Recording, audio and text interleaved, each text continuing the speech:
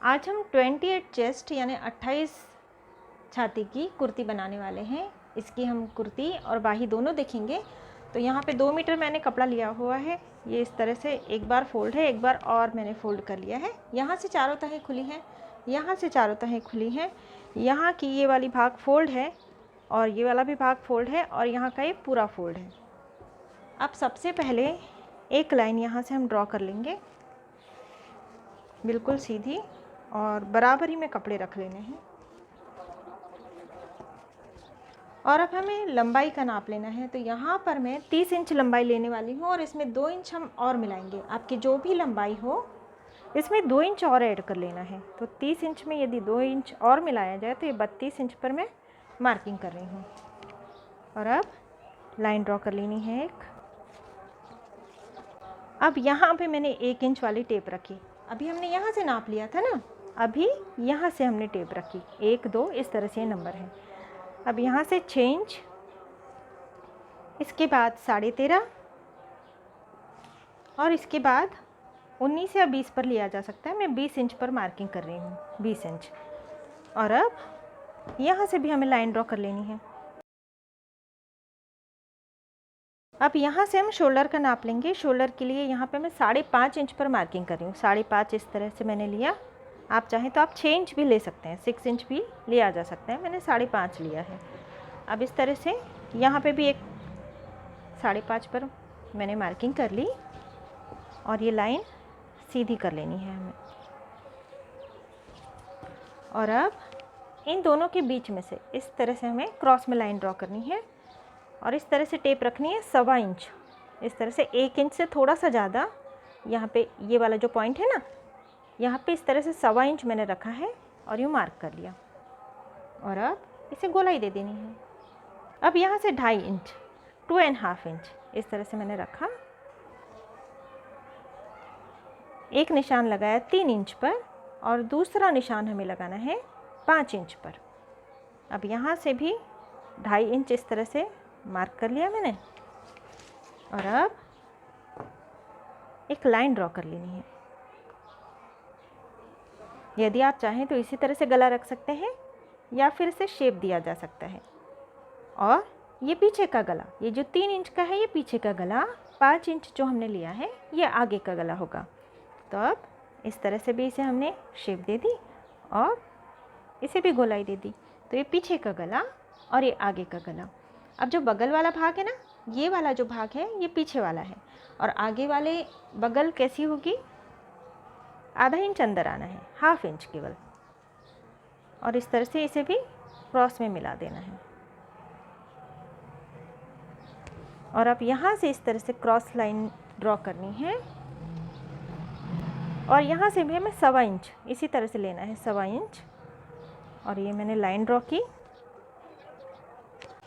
ये वाली बगल जो है ये पीछे की कटेगी और ये वाली जो है ये आगे की कटेगी। ये आगे की बगल, ये आगे का गला, और ये पीछे का गला, ये पीछे की बगल। सबसे पहले कटिंग करते समय पीछे वाली बगल ही कट होगी और पीछे वाला गला ही कट होगा। इसके बाद एक पल्ला हटाने के बाद में आगे वाला गला कट करेंगे और ये आगे वाली बगल कट करेंगे। अब यहाँ से हम नाप लेंगे छाती का, चेस्ट का। अब ये कटिंग हम 28 के हिसाब से कर रहे हैं ना, 28 चेस्ट साइज। तो छाती घेर 28 है तो इसका चौथा हिस्सा हुआ 7। तो इस तरह से 7 पर हमने मार्किंग कर ली। और इसके बाद हमें 2 इंच और लेना है, क्योंकि सिलाई हम बिल्कुल यहाँ से नहीं लगाते हैं, है ना। लूजिंग के लिए 0.5 इंच होता है, सिलाई लगेगी यहाँ से। ये परफेक्ट नाप है, जो परफेक्ट हम नाप लेते हैं वो, और सिलाई यहाँ से लगेगी। और लूजिंग के लिए 1.5 इंच रह जाता है। इसके बाद हम कमर का नाप लेंगे। तो कमर है 24 इंच और इसका चौथा हिस्सा हुआ 6 इंच। तो 6 इंच पर मैं मार्किंग कर लेती हूँ। और इसके बाद लूजिंग के लिए हमें 2 इंच जाना है। और सीट घेर का नाप है 30 इंच, इसका चौथा हिस्सा हुआ 7.5। तो 7.5 पर हम मार्किंग कर लेते हैं। और इसके बाद लूजिंग के लिए 2 इंच और गए हम। अब इन सभी लाइनों को हमें मिला लेना है। तो इस तरह से यदि मैं करूं तो ये काफ़ी ज़्यादा क्रॉस में जा रहा है ना। यदि इस तरह से मैं लाइन ड्रॉ करूं तो ये काफ़ी ज़्यादा क्रॉस में जा रहा है। तो इस तरह से यदि कमर बहुत ज़्यादा पतली हो, बहुत ज़्यादा क्रॉस में जा रहा हो ना, तब यहाँ से हमें 3 इंच पे एक मार्किंग करनी है और इस तरह से यहाँ से 3 इंच ऊपर और यहाँ से 3 इंच नीचे, इस तरह से ये। और यहाँ से ये वाला जो भाग है 1/4 इंच आना चाहिए, यानी 1/4 इंच से थोड़ा सा ज़्यादा इस ओर और 1/4 इंच से थोड़ा सा ज़्यादा इस ओर, ये पूरा 1/4 इंच हो गया है। तो इस तरह से हमें ये एक डॉट ले लेना है, क्योंकि बहुत ज़्यादा जब हम क्रॉस में जाते हैं ना तो फिटिंग अच्छी नहीं आती है फिर। तो इस तरह से हमें डॉट ले लेना है यहाँ पे। और अब ये 1/4 इंच यहाँ पे गया है, तो यहाँ से हम 1/4 इंच इसे बढ़ा देंगे यूँ, है ना। और इसके आगे 2 इंच ये लूजिंग का हो गया। तो इस तरह से हम कर सकते हैं यदि डॉट ले रहे हैं तो। और इसके बाद इन सभी लाइनों को हमें मिला लेना है। और यदि हम डॉट लेते हैं ना तो फिटिंग बहुत ही अच्छी आती है। और अब ये वाला भाग कितना था हमारा 7.5, तो यहाँ पे ये ले लेना है हमें 8 इंच और ये 2 इंच मार्जिन। और अब इस तरह से इसे मिला लेना है। अब यदि आप डॉट ना लेना चाहें तो इस लाइन को यहाँ पे हम मिलाते और फिर इस तरह मिलाते, और इस लाइन को यहाँ पे मिलाते और इस तरह से मिलाते।